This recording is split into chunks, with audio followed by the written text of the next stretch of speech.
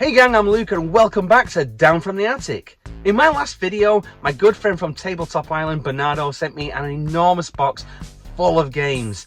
And in that box was my grail game, the game I'd been after for so long. So I guess that it's only fair that this review, should be that game. This episode, we are looking at the beastly game, It from the Pit. Let's get this thing down and have a look at it. First off, box art. And what a box! I'd seen photos online of this box art, but they really don't do it justice. In person, this is phenomenal artwork, such rich detail. It looks suitably menacing, the treasure glistens in the distance, and it gives a spectacular sense of scale with the explorer being dwarfed by its ominous claw. The back of the box is suitably fantastic looking. I really miss the era of miniature sets being built for game photography. This really sells the game. Contents. And with a box this big, you better believe there's some big components in here. First, the board. It's a massive 3D vac form board, absolutely dripping in details. The board is beautifully painted, skeletons and car parts at the bottom of the pit. Rock faces and fauna cover the slopes. There's 16 explorers in 4 different colours and, look at this, different moulds for each explorer. Milton Bradley went the extra mile with this and it shows. There's this little treasure chest, a dice for movement, the instructions and... Now let's see, what am I forgetting? Of course. It. And what a game component. It is absolutely enormous, weighty, and the magic of how he works is hidden underneath this disc of swamp crud. He's a massive motorised monster. This wheel here moves him around the swamp, and this linkage here, and a rather complicated gearbox inside, move the arm and the eyes. Setup. Set the board in reach of all players. Trust me, all players are going to need to reach that board.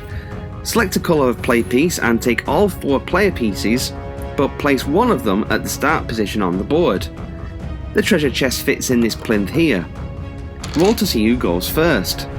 It will need 2 C-cell batteries to operate, so put some fresh batteries in and place him into the pit. This slime bubble here is the on-off button for it. Press to awaken the beast. It from the Pit is a manic motorised monstrosity of a game with fast-paced action. Your aim is to make it safely around the swamp to claim the swamp treasure as your own. But flailing around in the abysmal slop is it. He whirls and swirls, aiming to grab you and drag you down into the murky muck of the swamp. Will you find fortune and glory, or will you become its next meal? It from the Pit is a roll and move game, and the track is particularly simple, a circular trip around the board. But sabotaging your progress is it. You can counter the chance of being grabbed by it by taking the outer route of the board. It can't reach you here, but even taking these routes will eventually lead you back down to the inner track. The outer ring takes longer to get around, but keeps you safe, whereas the inner ring is faster, but you're at constant risk of getting itted. And getting grabbed, it's almost inevitable. Its great arm will raise and snatch. You're gone. Dragged down into the pit to be its dinner. In reality, the pieces are collected in this little trough under the claw. It's a very clever little mechanism. You'll notice too that the board is split up into green and grey sections. So if you're grabbed, what happens? You use another of your explorer figures, and these wide spaces act as checkpoints, so you don't go back to the start and have to do the run all over again. Occasionally, a figure will be hit by it but not grabbed. If this is the case, write the figure onto the nearest space. This can have you actually jumping ahead.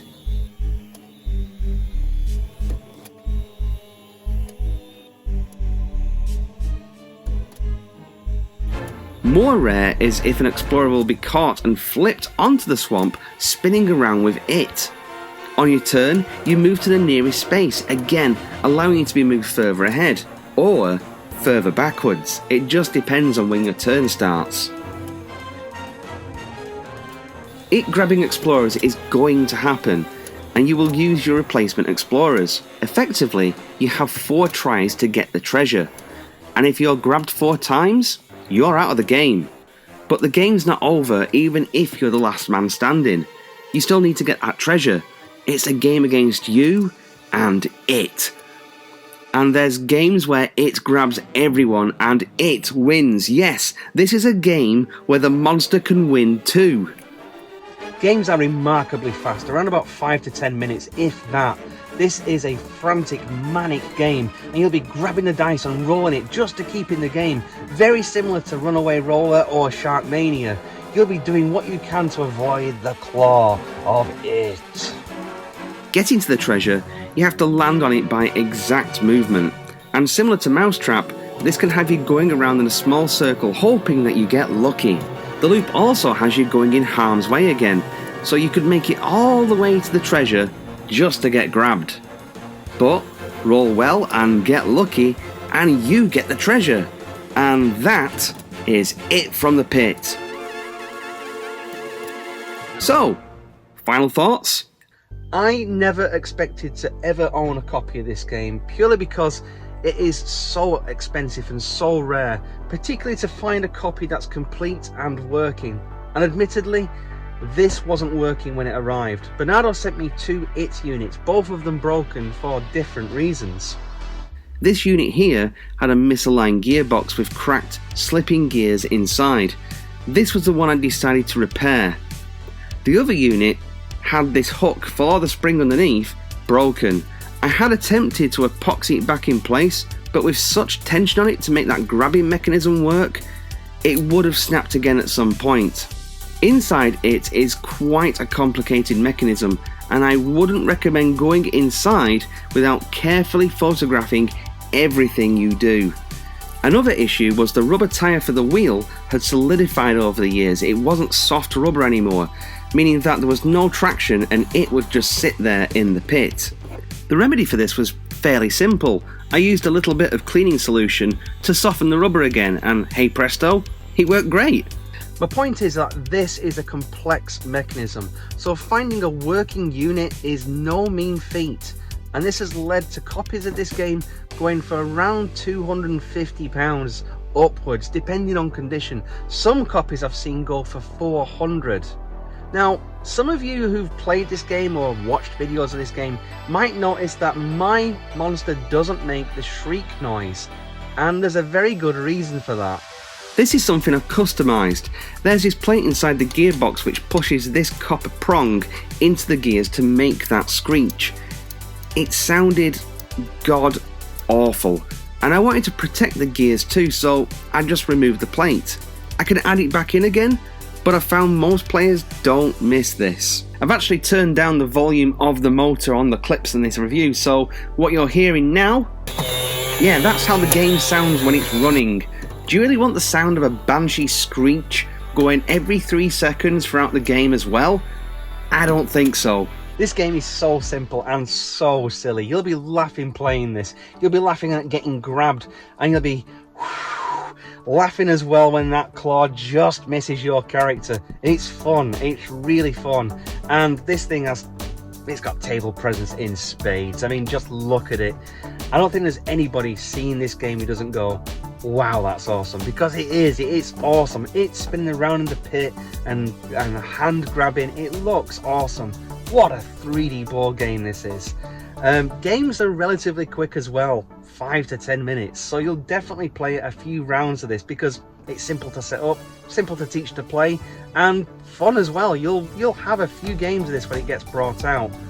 As I mentioned, this is my grail game. This is a game that I've struggled to get hold of for close to 5 years, so again, thank you so much, Bernardo. I am so happy to have this in my collection. Is it an essential game to have in a games collection though?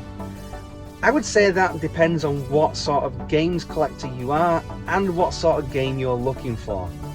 The gameplay is very similar to Sharkmania or Runaway Roller, but the real sell is the presentation here. Nothing looks quite like this game or performs like it. It is a real villain, a true foe, and he'll fret and panic as he whirls round to near where you are, ready for a grab. As a collector of vintage board games, this is a real high point for Milton Bradley. What they were willing to try and attempt to do to make a game fun, you know, like a huge vac form board and a massive electronic motorized mechanical monster. Yeah, I mean, they really did something different here, and as a collector's piece, I love it. I really do. As a game player though, well, this game is going to feel familiar to you if you've played a number of other games, like I mentioned, like Runaway Roller, Sharkmania. Even the little treasure bit around the end there is a little bit like Mousetrap. You're gonna feel a bit shortchanged if you're buying this for gameplay, and especially if you spend silly money on it, because it's a very simple game.